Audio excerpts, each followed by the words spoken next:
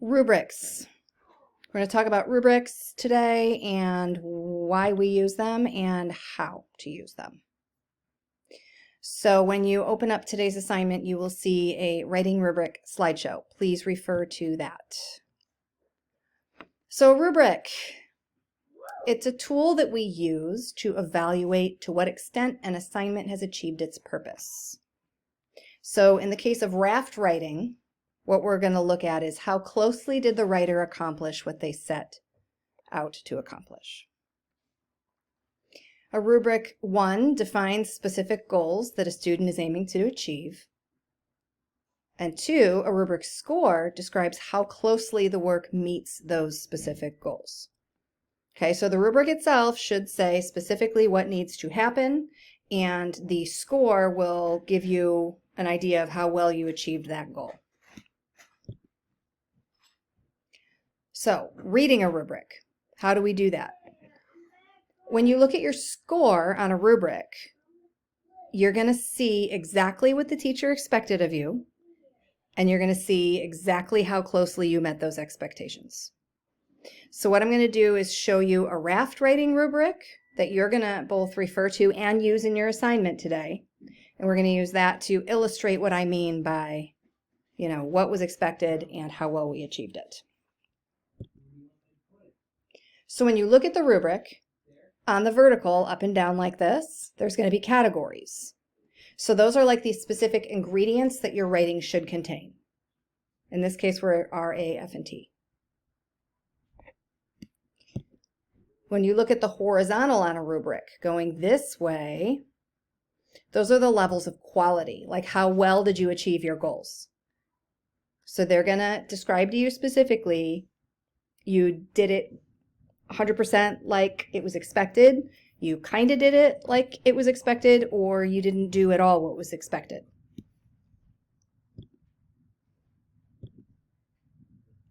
So you're going to click this image here to open up the rubric and look at it yourself if you are not, because we're not living this right now. It says click the image to see the rubric we're using for RAFT writing. And I also want to note that a real rubric will have boxes and descriptions, very specific descriptions in each box. Okay, a rubric doesn't just assign a random number or letter grade to your work. It doesn't just say something is good or something is bad. It describes in very specific detail the expectations for the assignment and the qualities of the actual work. So when you click here, you're going to see the rubric. Okay? So your categories, your ingredients are here. So you have R, role, A, audience, F, format, T, topic, and C, I've added a C for conventions. Conventions are how well did you use your English. Okay, so if you see here, an amazing, writer uses clear and appropriate language with no errors that disrupt the reader. Your grammar, your spelling, your punctuation, your spacing. I or any other person can read this writing and totally super duper understand it because you have made extra attention to detail, or you have had extra attention to detail to make sure your writing is exceptionally clear. Okay? All right, so when we look across the top here, these are the qualities. This is to what extent you achieved your goals. Totes amazing, 5 points, means that you've done it all and exceeded my expectations. It does all the things is 4 points. Okay, you have clearly done everything you have been asked to do. It's getting there, means you're on the right track, but you still have some improvements you could be making.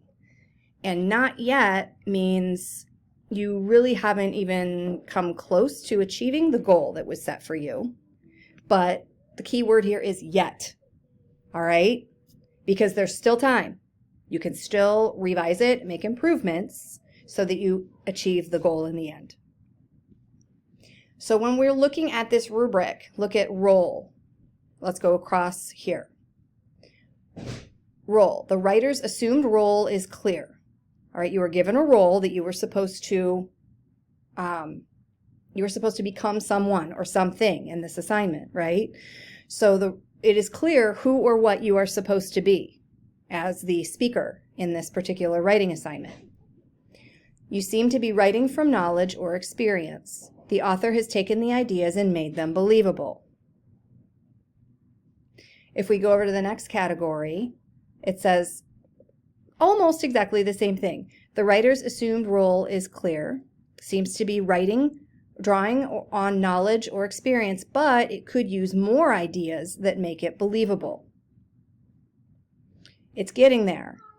The writer's assumed role is not clear.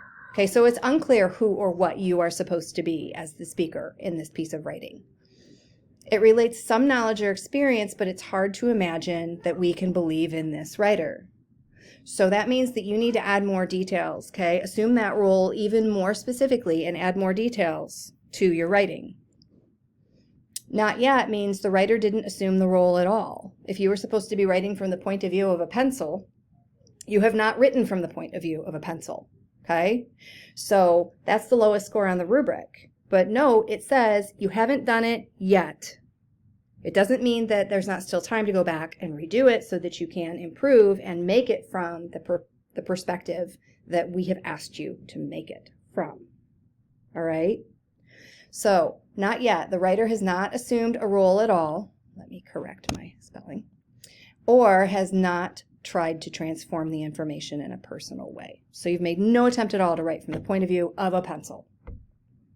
That would be a 1.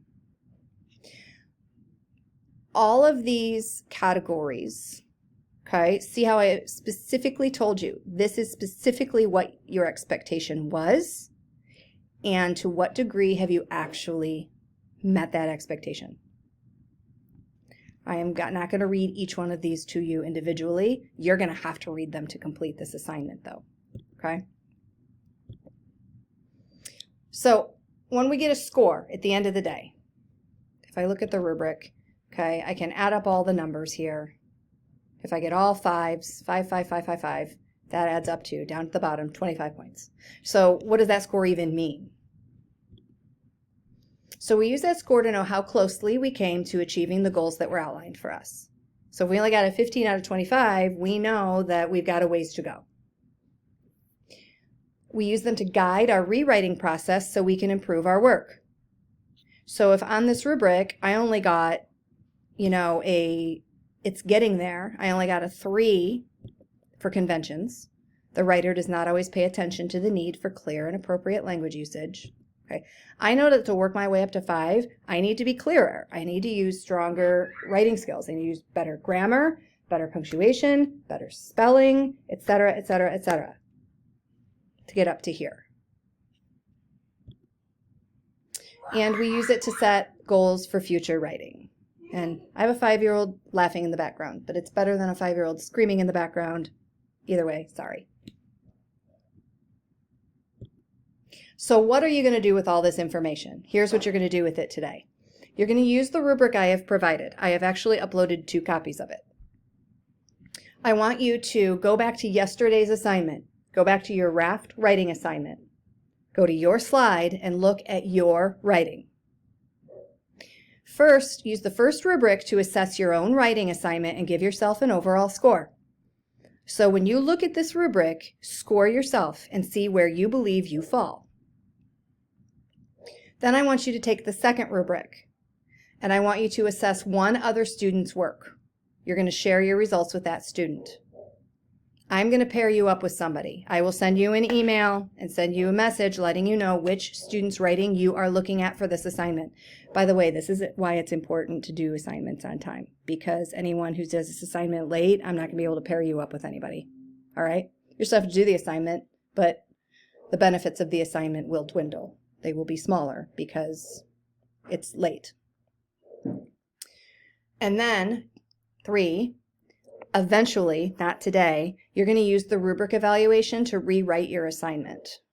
So you'll go back into the slideshow, you will rewrite your assignment after you have assessed yourself and you've looked at another student's assessment of your work, so that you can then revise it to better reach the goals set for this assignment. Okay?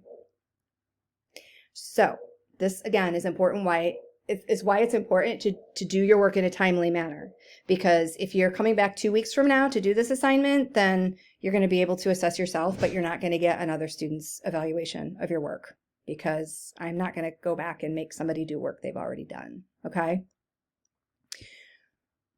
So if you have questions, which you may, because I know this is a little more complicated than I regularly give you, because you have to work with another person here. If you have questions, you're going to email me, you're going to text me, or you're going to call me, because I keep reiterating to you over and over and over again that those are the ways to get a quick response out of me.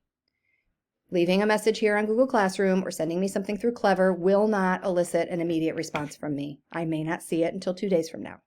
Okay? So that's that. Have a great day.